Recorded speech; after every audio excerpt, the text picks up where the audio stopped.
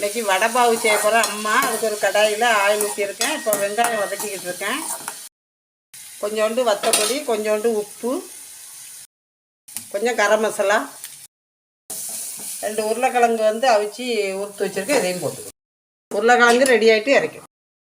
இதை இப்படி வடை மாதிரி நம்ம பிடிச்சிக்கணும். மிளகாய், மல்லி, பூண்டு, இஞ்சி, கொஞ்சோண்டு உப்பு, கொஞ்சம் தண்ணி ஊற்றி அரைச்சிட்டு வந்து தக்காளி, வத்தல், உப்பு இதை அரைச்சிக்கிடுவோம். கடலை மாவு, வத்தல் பொடி, காயப்பொடி, உப்பு இதை தண்ணி ஊற்றி கரைச்சிக்கிடுவோம். இப்போ அடுப்பத்தை வச்சு ஆயில் ஊற்றியிருக்கேன். இப்போ இதை கொஞ்சம் கொஞ்சம் இதில் எடுத்து ஊற்றிக்கிடுவோம். இந்த சட்னியில் ஊற்றிக்கிடுவோம். இந்த மாதிரி தட்டிக்கிட்டு இப்போ நம்ம இந்த மாவு கரைச்சதில் போட்டு எண்ணெயில் போட்டு சுட்டு எடுத்துக்கிடுவோம். இது இந்த மாதிரி வெந்துட்டு எடுத்துக்கிடுவோம். இந்த மிளகாயை அப்படி கீறி இந்த எண்ணெயில் பொரிச்சுக்கிடுவோம்.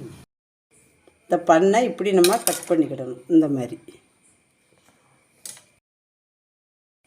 இந்த மல்லி சட்னியை இதில் வைப்போம்.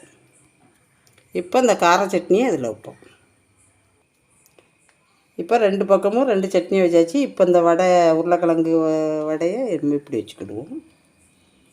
இப்படி வச்சு இதில் ஒரு மிளகா இதுக்கு மேலே இப்படி வச்சுருவோம்.